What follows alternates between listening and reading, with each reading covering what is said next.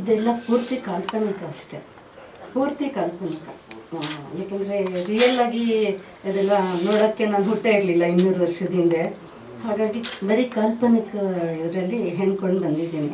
ಆದರೆ ಬರೆಯುವಾಗ ಬಹಳ ಕಷ್ಟಪಟ್ಟೆ ನಾನು. ಈ ಕಾದಂಬರಿನ ಬರೆಯುವಾಗ ತುಂಬ ಕೆಲಸ ನನಗೆ. ಮಕ್ಕಳು ಚಿಕ್ಕವರು, ಒಂದು 19 ವರ್ಷ ಆಯಿತು ಬರೆದು.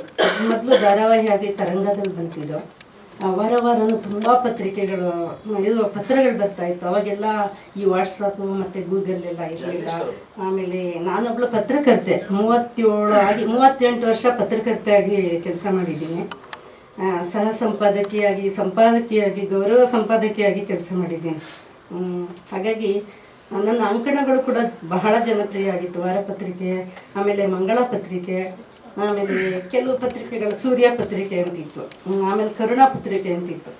ಅದಕ್ಕೆ ಸಂಪಾದಕೀಯ ಎಲ್ಲ ಇದು ಮಾಡ್ತಾಯಿದ್ದೆ. ಆಮೇಲೆ ಪ್ರಜಾವಾಣಿಗೆ ಹೋಗಿದ್ದೆ ನಾನು.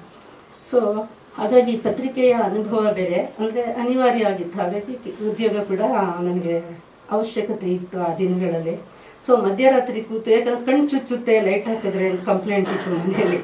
ನನಗೆ ಕಣ್ಣು ಇದಾಗುತ್ತೆ, ನೀನು ಲೈಟ್ ಹಾಕ್ಕೊಂಡು ಕುತ್ಕೊಂಡ್ಬಿಡ್ತೀವಿ ಎಷ್ಟೊತ್ತಾದಮೇಲೆ ಮನೆ ಕೆಲಸ ಎಲ್ಲ ಮುಗಿಸಿ ಅಂತ. ಅದನ್ನೆಲ್ಲ ಮುಗಿಸಿ ಅವರೆಲ್ಲ ನಿದ್ದೆ ಮಾಡಿದ್ಮೇಲೆ ಸಣ್ಣದಾಗಿ ದೀಪ ಹಚ್ಚಿಟ್ಕೊಂಡು ಕುತ್ಕೊಂಡು ಬರೀತಾ ಇದ್ದೆ. ಅಂದರೆ ಇವಾಗ ವ್ಯತ್ಯಾಸ ಆಗಿದೆ ಕಾಲ. ಇವಾಗ ಬಂಗ್ಲೆಯಲ್ಲಿ ವಾಸ ಮಾಡ್ತೀವಿ, ಅವಾಗೆಲ್ಲ ಬೆಂಗಳೂರಿಗೆ ಮದುವೆ ಆಗಿ ಬಂದು ಹೊಸ್ತಾರೆ, ಚಿಕ್ಕ ಚಿಕ್ಕ ಮನೆಗಳು, ಇದು ಆ ಥರ ಇತ್ತು ಬದುಕು. ಸೊ ಆ ದಿನಗಳಲ್ಲಿ ಬರಿತಾ ಹೋದಾಗ ಅಂದರೆ ಸುಮಾರು 33 ಕಾದಂಬರಿ ಬರೆದಿದ್ದೀನಿ ನನಗೆಲ್ಲ ಒಟ್ಟಿಗೆ ಅಲ್ಲ. ಈಗಲೂ ಮೊನ್ನೆ ಈಗ 6-7-8 ತಿಂಗಳಾಯಿತು ಮಹಾಕಾವ್ಯ ಬರೆದಿದ್ದೀನಿ, ಪಾಂಚಾಲಿಯ ಭಾವಾಗ್ನಿ ಅಂತ. ಸೊ ಈ ನಾವೆಲ್ ಇದೆಯಲ್ಲ, ಈ ಶರಣಬಗರ ಮಗಳಿಗೆ UR ಅನಂತಮೂರ್ತಿಯವರು ಗುರುತಿಸಿ ದೊಡ್ಡೇಗೌಡರ ಹತ್ರ ನಾನು ನಂಬರ್ ತೊಗೊಂಡು ನಾನೇ ಮುನ್ನುಡಿ ಬರ್ಕೊಡ್ತೀನಿ ಅಂತ ಅವರ ಜ್ಞಾನಪೀಠ ಪ್ರಶಸ್ತಿ ವಿಜೇತರವರ ಅವರೇ ಮುನ್ನುಡಿ ಬರೆದು ಕೊಟ್ಟಿದ್ದಾರೆ ಪುಸ್ತಕಕ್ಕೆ. ಬಹಳ ಜನ ಅಂದರೆ ಒಂದು ಮೂಟೆಯಷ್ಟು ಪತ್ರ ಈಗಲೂ ಇಟ್ಟಿದ್ದೀನಿ ನಾನು ಅದನ್ನು. ಕೆಲವು ಕಾದಂಬರಿಗಳಿಗೆ ಅದ್ಭುತವಾದ ಪ್ರತಿಕ್ರಿಯೆಗಳು ಬಂದಿದೆ ನನಗೆ. ಮೂಟೆಯಲ್ಲಿ ಕಟ್ಟಿಟ್ಟಿದ್ದೀನಿ ನಾನು ಅದನ್ನು. ಅಂದರೆ ನಾನು ಈ ಸಿನಿಮಾ ಬಗ್ಗೆ ಏನು ಹೇಳೋಕ್ಕೆ ಇಷ್ಟಪಡ್ತೀನಿ ಅಂತ ಹೇಳಿದ್ರೆ, ಮಗು ಹುಟ್ಟಿದೆ, ಬಟ್ ಅನ್ಎಕ್ಸ್ಪೆಕ್ಟೆಡ್ ಆಗಿ ಬಿಡುಗಡೆ ಅಂದರೆ ತೊಟ್ಲಿಗೆ ಹಾಕೋ ಶಾಸ್ತ್ರ ಸಮಾರಂಭಕ್ಕೆ ಯಾರನ್ನೂ ಕರೀದೆ ಮಾಡಿಬಿಟ್ಟಂಗೆ ಆಗಿದೆ. ಇದು ಯಾವ ಥರ ಆಯಿತು, ಮಗು ಯಾರಿಗೂ ಅವಳು ಪ್ರೆಗ್ನೆಂಟ್ ಆಗಿದ್ದು ಗೊತ್ತಿಲ್ಲ, ಇನ್ನೊಂದು ಗೊತ್ತಿಲ್ಲ, ಆ ಥರ ಆಗ್ಬಿಟ್ಟಿದೆ. ಆಮೇಲೆ ತಮಾಷೆಯಿಂದ ಆಗಲೇ ಕತ್ಕಿ ಉಚ್ಚೋಕೆ ಹೊರಟ್ಬಿಟ್ಟಿದ್ದಾರೆ ಅದಕ್ಕೆ. ಅದು ಎಲ್ಲೋ ಜನ ಈಗ ಬಾಯಿಂದ ಬಾಯಿಗೆ ಬರೋ ಕಾಲ ಅಲ್ಲ ಈಗ, ಅಥವಾ ಕಿವಿಯಿಂದ ಕಿವಿಗೆ TS ನರಸಿಂಹಸ್ವಾಮಿ ಕಾಲದ ಥರ ಹಬ್ಬುವಂಥ ವಿಷಯನೂ ಅಲ್ಲ. ಬಟ್ ಒಂದು ಆರೋಗ್ಯವಂತ ಪರಿಪೂರ್ಣವಾದ ಮಗು ಹುಟ್ಟಿದೆ, ಅದನ್ನು ಬೆಳೆಸಿ ಉಳಿಸಿ ಏನಾದರೂ ನೆನಪಿಗೆ ಇದೇ ನನಗೆ ಫೀಲ್ ಆಗ್ತಿರೋದೇನು ಅಂದರೆ, ಈ ಕನ್ನಡದಲ್ಲಿ ಅಲ್ದಿರ ಬೇರೆ ಯಾವುದೇ ಭಾಷೆಯಲ್ಲಿ ಈ ಕಾದಂಬರಿ ಚಿತ್ರೀಕರಣ ಆಗಿ ತೆರೆ ಕಂಡಿದ್ರು ಕೂಡ ಎಲ್ಲಿಗೋ ಹೋಗ್ತಾ ಇತ್ತು, ನ್ಯಾಷನಲ್ ಅವಾರ್ಡ್, ಇಂಟರ್ನ್ಯಾಷನಲ್ ಅವಾರ್ಡ್ವರೆಗೂ ಹೋಗ್ತಾ ಇತ್ತು. ಬಟ್ ನಮ್ಮಲ್ಲಿ ಅವಕಾಶದ ಪ್ರಶ್ನೆ ಅಲ್ಲ ಇದು. ಬಟ್ ವ್ಯತ್ಯಾಸ ಅನಿಸುತ್ತೆ. ಯಾಕಂದ್ರೆ ಒಬ್ಳು ಪತ್ರಕರ್ತೆಯಾಗಿ ನಾನು ಕೆಲವು ಕಡೆ ಎಲ್ಲ ಮೌನವಾಗಿ ವೀಕ್ಷಕಳ ಕೂತ್ಕೊಳ್ಬೇಕಾದಂಥ ಅಸಹಾಯಕತೆ ನನ್ನನ್ನು ಆವರಿಸ್ಕೊಳ್ತು. ಅಂದರೆ ಮಾತಾಡಿದ್ರೆ ಹೇಗೆ, ಬಿಟ್ಟರೆ ಹೇಗೆ, ಸೊ ಯಾವ ಥರ ತೊಗೊಂಡು ಹೋಗೋದಿದ್ನ ನನ್ನ ಕೈ ಮೀರಿದ್ದಂಥ ಒಂದು ಸಂದರ್ಭಗಳು ಎದುರಾಯಿತು. ಹಾಗಾಗಿ ಇಲ್ಲಿ ಯಾರು ಮಾಡಿದ್ರು, ಯಾಕೆ ಮಾಡಿದ್ರು, ಹೇಗೆ ಮಾಡಿದ್ರು ನನಗೆ ಗೊತ್ತಿಲ್ಲ. ಒಟ್ಟಲ್ಲಿ ಇವತ್ತು ತೆರೆಗೆ ಬಂದಿದೆ. ತೆರೆಗೆ ಬಂದರೆ ಎಲ್ಲ ಥಿಯೇಟ್ರ್ಗಳು ಕಾಲಿಂದ್ರೆ ಹೊಟ್ಟೆ ಉರಿಯುತ್ತೆ. ಯಾಕೆ ಯಾವ್ಯಾವುದೋ ಮೂವಿ ಹೋಗ್ತಾ ಇದೆ, ಡಿಶಮ್ ಇದೆಲ್ಲ ಹೋಗ್ತಾ ಇದೆ, ಏನೂ ಅರ್ಥ ಇಲ್ಲ, ಹೋಗ್ತಾ ಇದೆ ಮೂವಿ. ಆಮೇಲೆ 7-8 ಕೋಟಿ ಖರ್ಚು ಮಾಡ್ತಾರೆ, ಹೋಗುತ್ತೆ. ಬಟ್ ಇದು ಒಂದು ಇದರೊಳಗಡೆ ಒಂದು ಪರಿಧಿ ಒಳಗಡೆನೆ ಇದು ಖರ್ಚು ವೆಚ್ಚ. ಹಾಗಾಗಿ ಹಾಗಲ್ಲ ಈ ಥರ ಸಬ್ಜೆಕ್ಟ್ ಸಿಗುತ್ತಾ? ಸಿಕ್ಕಲ್ಲ. ಸ್ವಾತಂತ್ರ್ಯ ಪೂರ್ವದಿದು ಎಷ್ಟು ಜನ ಗಂಭೀರವಾಗಿ ನೋಡೋ ಅಂತ ಒಂದು ಸಿನಿಮಾ, ಇದಕ್ಕೆ ಏನು ಪ್ರಚಾರ ಸಿಕ್ಬೇಕು, ಸಿಕ್ಕಿಲ್ಲ. ಅದು ಬಹುಶಃ ನಮ್ಮ ಹಣೆ ಬರನ ಏನೋ ಅನ್ಕೊಳ್ತಿಲ್ಲ. ಅಲ್ಲ, ಅದು ನೀವು ಹೇಳಬೇಕು ವೀಕ್ಷಕರು ಅಷ್ಟೇ. ಮುಂದೆ ಅಲ್ಲ, ಅದು ಮುಂದೆ ಸಿಕ್ಬೇಕು ಅಂತ ನಿರೀಕ್ಷೆ. ಅಲ್ಲ, ಅದು ಬರೀ ನಾವು ಮನೆ 4 ಗೋಡೆ ಮಧ್ಯೆ ಮಾತಾಡ್ಕೊಳ್ಳೋದಲ್ಲ. ಇದು ಹೊರಗಡೆ 4 ಜನ ನೋಡಿ ಚೆನ್ನಾಗಿದೆ ಅಂತ ಮಾತಾಡ್ಕೊಂಡಾಗ ಏನಾದ್ರೂ ಸಾರ್ಥಕ ಅನ್ಸುತ್ತೆ ಅಲ್ವಾ? ನನ್ನ ಕಾದಂಬರಿ ನಾನು ಬದುಕ್ಬಿಟ್ಟಿದ್ದೀನಿ ಅಲ್ಲಿ. ಬಟ್ ಇಲ್ಲಿ ಬಂದ ಮೇಲೆ, ತೆರೆಗೆ ಬಂದ ಮೇಲೆ ಏನಾಗ್ತಾ ಇದೆ ಅಂತ ನೋಡ್ತಾ ಇದ್ದೀನಿ. ನಾನು ಬರ್ದಿದ್ರಲ್ಲಿ 100% ತೃಪ್ತಿ ಇದೆ. ಎಲ್ಲ ನಾವೆಲ್ಲೋ ನಾನು ಎಲ್ಲರ ಥರ ಪ್ಲ್ಯಾನ್ ಮಾಡಿಕೊಂಡು ಫ್ರೇಮ್ ಮಾಡಿಕೊಂಡು ಬರೆಯಲ್ಲ. ಸೊ ಪೆನ್ನು ಪೇಪರು ತಗೊಳ್ತೀನಿ, ಸಮಯ ಆದ ಕೂತ್ಕೊಳ್ತೀನಿ. 33 ಕೃತಿನೂ ಹಾಗೆ ಬಂದಿದೆ. 7 ಕಳ್ತನಗಳಾಯಿತು. ನಾನು ಆವಾಗಲೂ ಸುಮ್ಮನಾದೆ. ಅಭಿನೇತ್ರಿನೂ ನಿಮಗೆಲ್ಲ ಗೊತ್ತಿದೆ, 3-4 ವರ್ಷದ ಹಿಂದೆ ಏನಾಯಿತು ಅಂತ ಹೇಳಿ. ಪ್ರಮೀಳಾ ನೇಸರ್ಗಿ ನಿಂತ್ಕೊಂಡು ಅದು ಗೆಲುವು ಸಿಕ್ತು. ಆಮೇಲೆ ಅನಂತನ ಪ್ರೇಮಾನಂದೆ ಬರೆಯೋಕ್ಕೆ ಮೊದಲು ಶುರು ಮಾಡಿದಾಗ್ಲೇ ಅದು ಕೀರ್ತಿರಾಜ್ ಅಂತ ಪಾಪ ಅವರೆಲ್ಲ ಇದ್ದಾರೆ, ಅದಕ್ಕೆಲ್ಲ ತೊಗೊಂಡಿದ್ರು. ಮತ್ತು ಕರೀಂ ಸಾಹೇಬರು ನನಗೆ ಚೇಂಬರ್ನಲ್ಲಿ ಇದ್ದರು, ಹಾಗಾಗಿ ನನಗೆ ನ್ಯಾಯ ಸಿಕ್ಕಿದೆ ಕೆಲವೆಲ್ಲ. ಆಮೇಲೆ ನಟ ಅಶೋಕ್ ಅವರು ಸಾರಿ ಕೇಳಿಬಿಟ್ಟು ಬಂದು ಮಾತಾಡ್ಕೊಂಡು ಹೋಗಿದ್ದಾರೆ. ಈ ಥರ ಆಗಿದೆ ಕೆಲವೆಲ್ಲ. ಅಂದರೆ ವ್ಯಥೆ ಏನಿಲ್ಲ ನನಗೆ ಮನಸ್ಸು ತೃಪ್ತಿ. ಹಾಗಾಗಿ ಬರ್ಕೊಳ್ತಾ ಹೋಗ್ತಾ ಇದ್ದೀನಿ. ಸುಮ್ಮನೆ ಇರೋಕ್ಕಾಗಲ್ಲ. ಬರವಣಿಗೆ ಇಟ್ಕೊಂಡು ಪೆನ್ನು ಜೊತೆನಲ್ಲಿ ಇದ್ದವರಿಗೆ ಅದನ್ನು ಪೆನ್ನನ್ನ ಕ್ಯಾಪ್ ಮುಚ್ಚಿ ಇಡೋಕ್ಕಾಗಲ್ಲ, ಆ ಸ್ಥಿತಿ ಆಗಿದೆ. ಅಂದರೆ ಈ ಬಣ್ಣ ಹಚ್ಕೊಂಡವ್ರಿಗೆ ಯಾವ ಥರ ಮತ್ತೆ ಬಣ್ಣ ಹಚ್ಕೊಳ್ಳೋಕೆ ಪ್ರಯತ್ನ ಪಡ್ತಾರೋ ಹಾಗೆ ಈ ಪೆನ್ನಿನ ಅವಸ್ಥೆನೂ ಅದೇ ಥರನೇ. ಅವಸ್ಥೆ ಏನಿರಲಿ, ಬಟ್ ಬರೆಯೋದು ನಾನು ಉಸಿರಿರೋವರೆಗೂ ನಿಲ್ಲಿಸಬಾರ್ದು ಅಂದ್ಕೊಂಡಿದ್ದೀನಿ. ಕೈಲಾಗ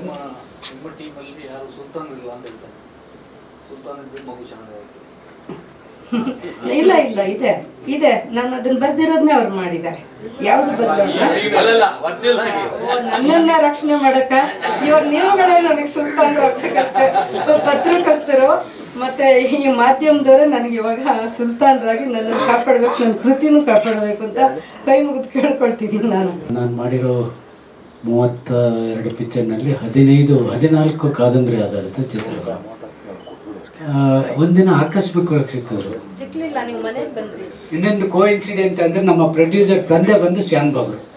ಅವ್ರು ಯಾವಾಗ ನನ್ನ ಕೈಯಲ್ಲಿ ಬುಕ್ ನೋಡಿದ್ರು, ಶ್ಯಾನ್ ಬಾಗ್ರು, ನನ್ನ ತಂದೆ ಶ್ಯಾನ್ ಬಾಗ್ರು ರೀ, ನಿಮ್ಗೆ ಗೊತ್ತಿಲ್ವೇನಲ್ಲ ಅಂತ ಶುರು ಮಾಡಿದ್ರು. ಹಂಗಾಗಿ ಅದು ಪ್ರಾರಂಭವಾಯಿತು. ಇನ್ನು ಪಾತ್ರಗಳ ಆಯ್ಕೆ ನಾನು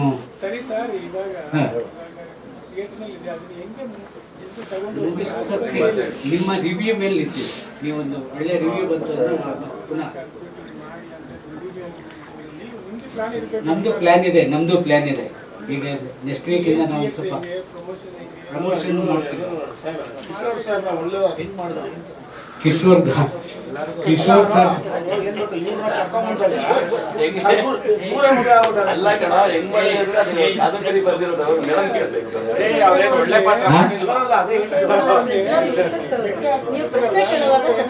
ಅದು ಭಾರಿ ರಿಸ್ಕೇ.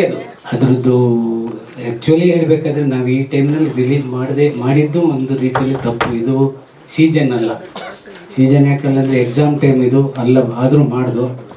ನೋಡಿದವರೆಲ್ಲ ತುಂಬ ಚೆನ್ನಾಗಿದೆ ಅಂತ ಹೇಳ್ತಾ ಇದ್ದಾರೆ. ನಾವು ಇದೇ ಕೆಲಸ ಮೊದಲೇ ಮಾಡಿದರೆ ನೀವುಗಳು ಒಂದಷ್ಟು ಚೆನ್ನಾಗಿ ಬರಿತಾ ಇದ್ರಿ. ಈಗಲೂ ಬರೆದು ನಮ್ಮ ಚಿತ್ರನ ಏನಾದರೂ ನಿಲ್ಲಿಸ್ಬೇಕಾದ್ರೆ ಅದು ನಿಮ್ಮ ಕೈಲಿದೆ. ಏನೇ ಪಿಕ್ಚರ್ ಮಾಡಿದ್ರು ಅದು ಪ್ರಮೋಷನ್ ಮೂಲಕ ಅದಕ್ಕೊಂದು ನ್ಯಾಯ ಸಲ್ಲಿಸೋದು ಮಾಧ್ಯಮದವರು. ನೀವೆಲ್ಲ ಮಾಡ್ತೀರಾ ಅನ್ನೋ ಭರವಸೆ ನನಗಿದೆ. ಏನಾದರೂ ಕ್ವಶನ್ ಕೇಳಿ. ಥಿಯೇಟ್ರ್ನಲ್ಲಿ ಈಗ ಅದೇ ಫಸ್ಟ್ ರಿಲೀಸ್ ಮಾಡಿದ ಥಿಯೇಟ್ರ್ಗಳೆಲ್ಲ ಇದೆ. ಮುಂದಿನ ವಾರ ಕಂಟಿನ್ಯೂ ಮಾಡ್ತಾ ಇದ್ದೀವಿ. ಅದೇನಾಯಿತು ಲಾಸ್ಟ್ ಟೈಮ್, ಈಗ ಒಂದು ಜನಗಳ ಒಂದು ಇದು ಮೆಂಟಾಲಿಟಿ ಏನಂದರೆ, ಥಿಯೇಟ್ರಿಗೆ ಜನ ಬರೋರು ಪೇಪರ್ ರಿವ್ಯೂ ಫಸ್ಟ್ ನೋಡ್ತಾರೆ ಏನಿದೆ ಅಂತ. ಪೇಪರ್ ರಿವ್ಯೂ ಇಲ್ಲದೇನೆ ನಾವು ರಿಲೀಸ್ ಮಾಡಿದ್ವಿ. ಅದು ನಮ್ಮ ತಪ್ಪು.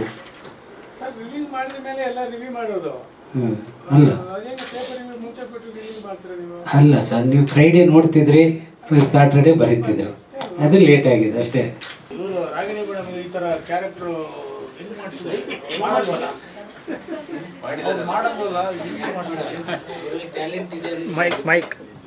ಅವ್ರ ಟ್ಯಾಲೆಂಟ್ ಏನು ಅನ್ನೋದು ನಾನು ಆ ಫಸ್ಟ್ ಪಿಕ್ಚರ್ ನೋಡಿದ ದಿವಸನೇ ಅಂದ್ಕೊಂಡಿದ್ದೆ. ಇವ್ರ ಜೊತೆ ಒಂದು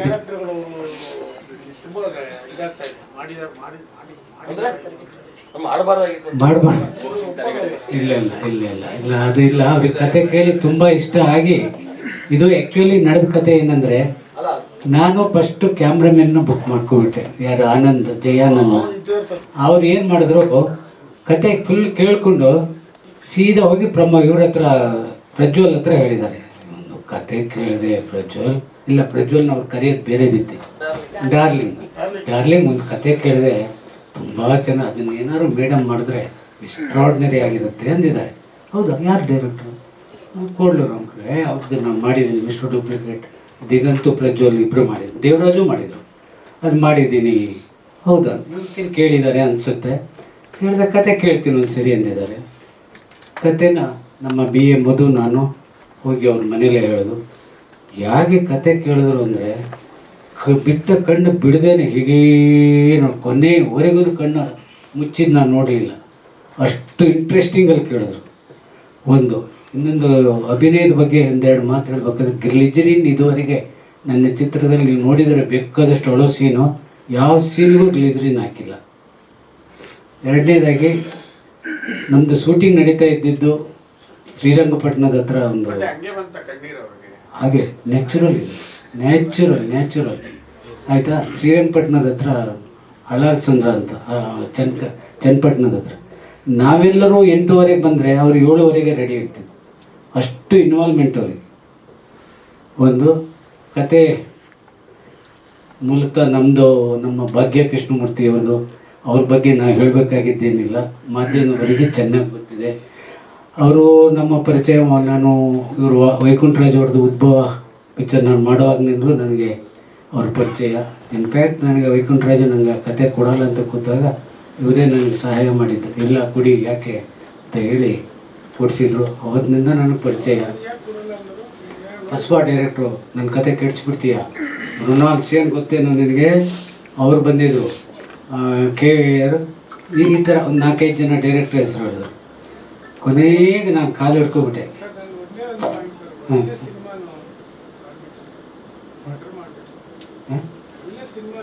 ಒಳ್ಳೆ ಸಿನಿಮಾ ಹಾಳು ಮಾಡಿದ್ರಿ ಅಂತ ಹೇಳ್ತಿದ್ದಾರೆ. ಕರೆಕ್ಟಾಗಿ ಪ್ರಮೋಷನ್ಸ್ ತಗೊಂಡು ಕರೆಕ್ಟಾಗಿ ಮಾಡಿದ್ರೆ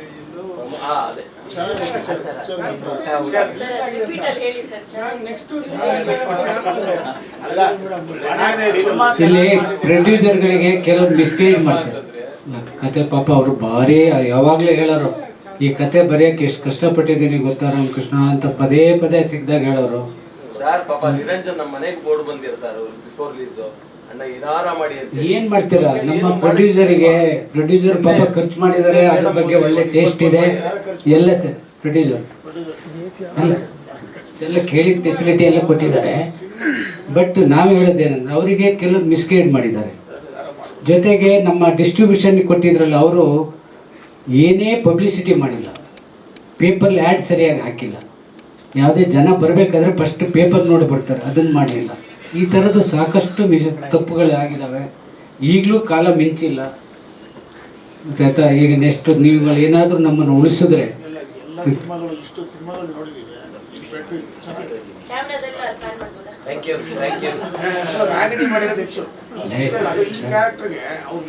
ಭಾರಿ ಇನ್ವಾಲ್ವ್ಮೆಂಟ್ ರೀ. ನಾನು ಹೇಳ್ತಿಲ್ಲ ಅಲ್ಲ, ಭಾರಿ ನಾನು ಎಲ್ಲ ಹೀರೋಯಿನ್ಗಳ ಜೊತೆ ಆಲ್ಮೋಸ್ಟ್ ಮಾಡಿದ್ದೀನಿ. ಬಟ್ ಇವರು ಇನ್ವಾಲ್ವ್ಮೆಂಟ್ ನಾನು ಯಾವ ನಟಿಯರಲ್ಲೂ ನೋಡಿರಲಿಲ್ಲ. ಏನೋ ಈಗ ಆಗಿದ್ದಾಗಿದೆ. ನೀವುಗಳು ಈಗಲೂ ಮನಸ್ಸು ಮಾಡಿದ್ರೆ ಈ ಪಿಕ್ಚರ್ನ ಪ್ರಮೋಷನಲ್ಲಿ, ರೈಟಿಂಗಲ್ಲಿ ಇದನ್ನು ಉಳಿಸ್ಬೋದು, ಬೆಳೆಸ್ಬೋದು. ಇಷ್ಟು ಹೇಳ್ತೀನಿ. ನನಗೆ ಭಾರಿ ದಿನಗಳಿಂದ ಕಿಶೋರ್ ಜೊತೆ ವರ್ಕ್ ಮಾಡಬೇಕು ಅಂತ ಹೇಳಿ ಜೋಶಿಯಮ್ಮನವ್ರ ನಂಬರ್ ಕೇಳಿದೆ. ಯಾವುದೋ ಇದೊಂದು ಪಾತ್ರ ಇದೆ, ಏನಾದ್ರು ಒಗ್ಬೋದೇನೋ ನೋಡಿ ಅಂತ ಕೊಟ್ಟ ತಕ್ಷಣ ಇಮಿಡಿಯೇಟ್ ನನ್ನ ಫೋನ್ ಎತ್ತಾರೆ ಇಲ್ಲ. ಯಾಕೆಂದ್ರೆ ಅವ್ರೀಗ ಇವತ್ತು ಇಂಡಿಯಾದಲ್ಲೇ ಎಲ್ಲ ಕಲಾವಿದರ ಜೊತೆ ಮಾಡಿರುವಂಥ ನಟರು. ಮೊನ್ನೆ ಇತ್ತೀಚೆಗೆ ಸಲ್ಮಾನ್ ಖಾನ್ ಜೊತೆನೂ ನೋಡಿದೆ. ಹಾಂ, ಆ ಥರದ್ದು ಹಾಗಿರಾಗ ಹಿಂಗೋ ಮಾಡಿ ಅವ್ರನ್ನ ಇದರಲ್ಲಿ ಇಲ್ಲಿ ಅಶೋಕ ಪಿಲ್ಲರ್ ಹತ್ರ ನೋಡ್ತೀನಿ, ಹಾಫ್ ನಿಕ್ಕರ್ ಹಾಕೊಂಡು ಬರ್ತಾ ಇದ್ದಾರೆ. ನಾನು ಅಲ್ಲಿ ಕಾಯ್ತಾ ಇದ್ದೆ. ಎಷ್ಟು ಸಿಂಪಲ್ ಅಂದರೆ ಅವರು ಬಂದ ಕೂಡಲೇ ಹೇಳಿದೆ, ಸರ್ ಈ ಥರ ಗೆಸ್ಟ್ ರೋಲ್ ಇದೆ ಮಾಡ್ತೀರಾ? ಅವಾಗ ಅವರು ಒಂದು ಮಾತು ಹೇಳಿದ್ರು, ನಾನು ನಿಮ್ಮ ಉದ್ಭವ ನೋಡಿದಾಗಿನಿಂದ ನಿಮ್ಮ ಪಿಕ್ಚರ್ ಮಾಡಬೇಕು ಅಂತ ಇದ್ದೆ. ಸರಿ ಸರ್, ನಿಮಗೆ ನೀವು ಕೇಳುವಷ್ಟು ರೆಮ್ಯುನರೇಷನ್ ನಾವು ಕೊಡೋ ಸ್ಥಿತಿಲಿಲ್ಲ, ಬೇಡ ಏನು ಕೊಡೋದು ಬೇಡ, ನಾನು ನಿಮ್ಮ ಜೊತೆ ವರ್ಕ್ ಮಾಡಬೇಕು ಅಂದ್ರೆ ದೇವರನ್ನ ಇಲ್ಲೇ ಬೇಡ ಅಂದ್ಬಿಟ್ರು. ಕ್ಯಾರೆಕ್ಟರ್ ಹೇಳಿದೆ, ಇನ್ನೂ ಖುಷಿಯಾದರು. ಬೇಡ ಏನು ಸರ್, ನಾನು ಪ್ರೊಡ್ಯೂಸರ್ ಆಗಿದ್ರೆ ನಾನು ಅದು ಖುಷಿ ಪಡ್ತಿದ್ದೆ. ನಾನು ಪ್ರೊಡ್ಯೂಸರ್ ಅಲ್ಲ, ಡೈರೆಕ್ಟ್ರು. ಕೊನೆಗೆ ನೀವು ಏನು ಕೊಟ್ಟರು ಸರಿ ಸರ್ ಅಂದ. ನಾನು ಏನು ತಿಳ್ಕೊಂಡಿದ್ದೆ ಅದರಲ್ಲಿ 10ರಲ್ಲಿ ಒಂದು ಹೇಳಲ್ಲ 20% ತೊಗೊಂಡಿದ್ದೆ.